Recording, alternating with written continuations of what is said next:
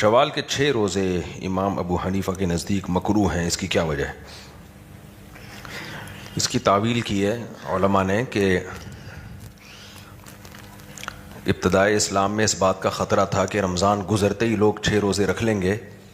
تو اس کا خطرہ ہوگا کہ لوگ اس 6 روزوں کو رمضان کے روزوں کا حصہ سمجھنا نہ شروع کر دیں. تو اس لیے بعض لوگوں نے کہا امام صاحب کے نزدیک اس 6 سے مراد یہ کہ روزہ گزرتے ہی 6 روزے رکھے جائیں، تو متفرق طور پہ رکھے جائیں تو کوئی حرج نہیں ہے. دوسری بات یہ کہ دیکھو یہ علماء کا کام ہوتا ہے کہ امام ابو حنیفہ کے کون سے قول پہ فتویٰ ہے، کون سے قول پہ فتویٰ نہیں ہے. اگر فرض کر لو امام حنیفہ کا یہ پکا ڈھکا قول ہے کہ 6 روزے شوال کے نہیں رکھنے چاہیے، تو فقہ حنفی میں فتویٰ اس میں امام ابو حنیفہ کے قول پہ نہیں ہے، فتویٰ اس میں صاحبین کے قول پر ہے، کیونکہ اس بارے میں صحیح حدیث موجود ہے شوال کے 6 روزوں کے بارے میں، اور وہ خطرہ بھی ٹل گیا کہ لوگ اس کو رمضان کا حصہ سمجھنا شروع کر دیں. تو اس لیے بعض اسلاف سے جو اس کی کراہت منقول ہے، وہ جس وجہ پہ جو وجہ تھی اس کی وہ وجہ ختم ہو گئی ہے.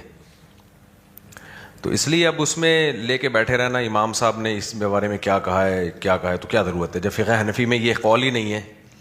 فقہ حنفی میں اس قول پہ فتویٰ ہی نہیں ہے. تو فقہ حنفی میں جس قول پہ فتویٰ ہے وہ یہی قول ہے کہ 6 روزے یہ سنت عمل ہے، رکھنا ثواب ہے. ہر امام ابو حنیفہ کا ہر قول فقہ حنفی نہیں ہے، خوب سمجھ لو. یہ جو لوگ کہتے ہیں نا بعض اہل حدیث کے ان کے اندھی تقلید ہے، اندھی تقلید، ایسا نہیں ہے. امام صاحب کے ہر قول پہ فتویٰ نہیں دیا گیا ہے فقہ حنفی میں، بعض اقوال چھوڑے گئے ہیں، بعض اقوال ایسے ہیں جن میں صاحبین کے قول پہ فتویٰ ہے، بعض ایسے ہیں جن میں امام ابو یوسف کے قول پہ، بعض میں تو تینوں امام کے قول چھوڑ کر امام ظفر کے قول پہ فتویٰ ہے، بلکہ بعض دفعہ تو فقہ حنفی کو چھوڑ کے فقہ شافعی پہ فتویٰ ہے، بالکل ہی آؤٹ ہوئے ہوئے. تو لیکن صرف فرق یہ ہے کہ یہ کام علماء کے کرنے کا ہے، عامی آدمی کو اس کا اختیار نہیں ہے کہ اس قول پہ میں فتویٰ دوں. عامی آدمی کے پاس علم نہیں ہوتا، تو یہ مشائخ یہ کام کر چکے ہیں.